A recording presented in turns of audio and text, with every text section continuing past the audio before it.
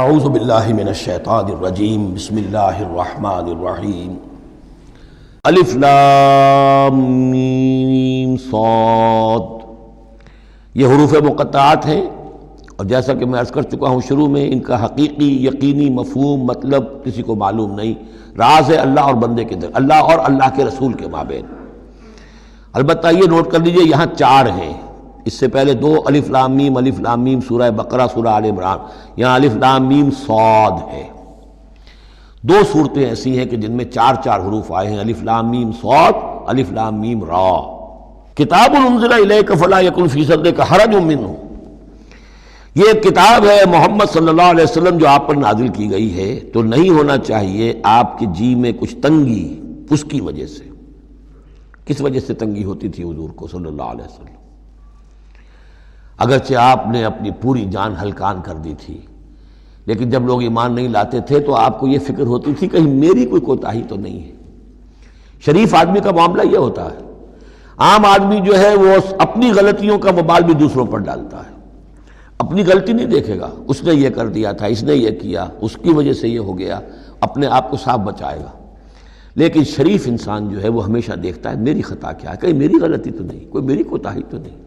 اور اس کا ایک بوجھ ہے دل کے اوپر، یہ لوگ ایمان نہیں لا رہے، کہیں میری طرف سے کوئی کمی رہ گئی ہے، کوئی کوتاہی ہے. کتاب انزل الیک فلا یکن فی صدرک حرج منہ، اس کی وجہ سے آپ کے اوپر کوئی تنگی نہیں ہونی چاہیے. لتنذر بہ وذکریٰ للمؤمنین، یہ تو اس لیے ہے کہ آپ اس کے ذریعے سے آپ خبردار کر. تنذر بہ، وہی لفظ آ گیا جو سورہ نام میں تھا، اوحی الی ھذا القرآن لانذرکم بہ ومن بلغ وذکریٰ للمؤمنین، اور یاد دہانی ہے اہل ایمان کے لیے جن کی جو فطرتیں ہیں وہ سلیم ہیں، ابھی ان کے اندر پوٹینشلی وہ ایمان موجود ہے. اس ایمان کو، ڈورمنٹ کو ایکٹیویٹ کر کے یاد دہانی، جیسے کہ آپ کو کوئی چیز بھول گئی تھی، اس کی کوئی نشانی دیکھی فوراً وہ شے یاد آ گئی. اس طریقے سے اللہ تعالیٰ نے اس کتاب کی آیات کو ذکرہ بنا دیا ہے. اتبعوا ما انزل الیکم من ربکم، پیروی کرو اس کی جو نازل کیا گیا تمہاری طرف تمہارے رب کی طرف سے. اب یہ کس کی بات ہو رہی ہے؟ اب یہ لوگوں سے خطاب ہو رہا ہے. پہلے حضور سے صیغہ تھا فلا یکن فی صدرک حرج، اتبعوا جمع کا صیغہ ہے. پیروی کرو اس کی جو نازل کیا گیا تمہاری طرف تمہارے رب کی طرف سے. ولا تتبعوا من دونہ اولیاء، اور مت پیروی کرو اس کے سوا کچھ اور کو اپنے اولیاء بنا کر، کچھ اور کو اپنے ند اور ضد بنا کر ان کی پیروی نہ کرو. قلیلا ما تذکرون، کم ہی ہے جو نصیحت تم حاصل کرتے ہو. یہ نوٹ کر لیجئے کہ یہ سورہ اعراف اس اعتبار سے تو قرآن مجید کی سب سے بڑی مکی سورت ہے کہ یہ 24 رکوعوں پر مشتمل ہے اور 206 آیات ہیں.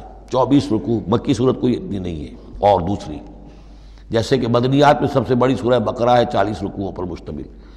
لیکن تعداد آیات میں ایک اور سورت ہے مکی جو اس سے بڑھ گئی ہے، 227 آیات ہے سورہ شعراء کی. لیکن سورہ شعراء میں آیات چھوٹی چھوٹی ہیں، تعداد زیادہ ہے، رکوع اس کے کل 11 ہیں. مصحف میں 14 صفحات میں سورہ شعراء آ جاتی ہے، جبکہ یہ 34 صفحات میں ہے. تو سب سے بڑی مکی سورت یہ ہے. وَكَم مِّن قَرْيَةٍ أَهْلَكْنَاهَا، جیسا کہ میں نے کہا تھا ایام اللہ وَذَكِّرْهُمْ بِأَيَّامِ اللَّهِ، یہ اس سورہ مبارکہ کا اہم عمود ہے، لہذا شروع ہی میں اب اس کا تذکرہ ہو رہا ہے. وَكَم مِّن قَرْيَةٍ أَهْلَكْنَاهَا، کتنی بستیاں ایسی ہیں جنہیں ہم نے ہلاک کیا. یہ قوم نوح، قوم ہود، قوم صالح، قوم شعیب، یا عمورہ اور صدوم کی بستیاں. کم من قریۃ اہلکناہا فجاءہا باسنا، تو ان پر آ پڑا ہمارا عذاب، بیاتن، یا تو رات کے وقت جبکہ وہ رات گزار رہے تھے، او ہم قائلون، یا جبکہ وہ دوپہر کے وقت قیلولہ کر رہے تھے. فما کان دعواہم اذ جاءہم باسنا، تو پھر ان کی چیخ پکار اس کے سوا کچھ نہیں تھی جب وہ عذاب آ پڑا، الا ان قالوا انا كنا ظالمین، کہ ہائے ہماری شامت، ہم ہی ظالم تھے، ہم نے ہی اپنے اوپر ظلم ڈھایا ہے. واقعتاً ہمارے رسولوں نے تو ہماری آنکھیں کھولنے کی کوشش کی تھی. فَلَنَسْأَلَنَّ الَّذِينَ أُرْسِلَ إِلَيْهِمْ وَلَنَسْأَلَنَّ الْمُرْسَلِينَ، اور ہم لازماً پوچھ کر رہیں گے ان سے بھی جن کی طرف ہم نے رسولوں کو بھیجا، اور لازماً پوچھ کر رہیں گے رسولوں سے بھی.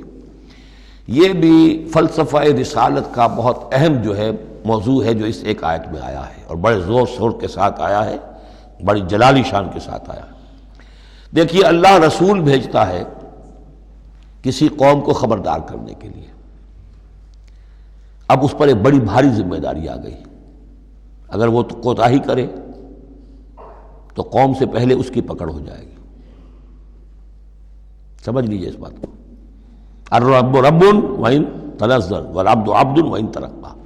یہ ایسے ہی جیسے آپ نے کسی کو پیغام دیا اپنے کسی دوست کے لیے کہ بھائی ذرا پیغام وہاں پہنچا دینا، یہ کام کل شام تک وہ ضرور کر دیں ورنہ میرا بڑا نقصان ہو جائے گا. تو وہ کام انہوں نے نہیں کیا، آپ کا نقصان ہو گیا. آپ غصے میں بھرے ہوئے آگ بگولا بنے ہوئے گئے اور آپ اس سے لڑے اپنے دوست سے کہ میں نے تمہیں پیغام بھیجا تھا، تم نے میرا کام نہیں کیا، میرا نقصان ہو گیا. اگر وہ کہہ دے بھائی مجھے تو آپ کا پیغام پہنچا ہی نہیں، کیا کریں گے آپ؟ وہ سارے جھاگ کی طرح غصہ آپ کا بیٹھ جائے گا کہ نہیں؟ اب غصہ کس پہ آئے گا؟ اس پیغامبر پر آئے گا. اب آپ جا کر اس کا گریبان پکڑیں گے. اللہ کے بندے تجھے میں نے یہ ذمہ داری سونپی تھی، یہ پیغام اہم تھا، میرا پیغام تمہیں پہنچانا تھا، تم نے نہیں پہنچایا، میرا نقصان ہو گیا، اب اس کی تلافی تم کرو. بالکل یہی معاملہ ہے اللہ، رسول اور قوم یا انسان. اللہ نے پیغامبر بنا کر بھیجا رسول کو. خدا نہ خواستہ بالفرض اس پیغام کے پہنچانے میں کوتاہی ہو جائے تو پہلا مجرم رسول ہے. ہاں وہ پہنچا دے تو وہ کیسا اے اللہ میں نے پہنچا دیا تھا، اب یہ ذمہ دار ہے. Now they are responsible. تو یہ جان لیجئے کہ یہ محاسبہ ہونا ہے امتوں کا بھی اور محاسبہ ہونا رسولوں کا بھی. فَلَنَسْأَلَنَّ الَّذِينَ أُرْسِلَ إِلَيْهِمْ وَلَنَسْأَلَنَّ الْمُرْسَلِينَ. ہم پوچھ کر رہیں گے ان سے بھی جن کی طرف رسول بھیجے گئے، اور ہم پوچھ کر رہیں گے رسولوں سے بھی. اسی کی ایک جھلک آئی تھی نا، ماذا اجبتم، کیا جواب ملا آپ لوگوں کو؟ یا عیسی ابن مریم انت قلت للناس اتخذونی وامی الہین من دون اللہ. کیا تم نے کہا تھا لوگوں سے، اپنی امت سے، اپنی قوم سے کہ مجھے اور میری ماں کو بھی الہ بنا لینا؟ اب اس کے لیے میں چاہتا ہوں کہ ایک نقشہ ذہن میں رکھیں آپ. جب 23 برس کی محنت شاقہ کے نتیجے میں حضور نے اتمام حجت کر دیا، دین کا غلبہ ہو گیا، سن 10 ہجری ہے، حج کے دن ہے، حضور خطبہ دے رہے ہیں. آپ نے اپنے خطبہ حجۃ الوداع کا اختتام فرمایا سوال سے، الا هل بلغت،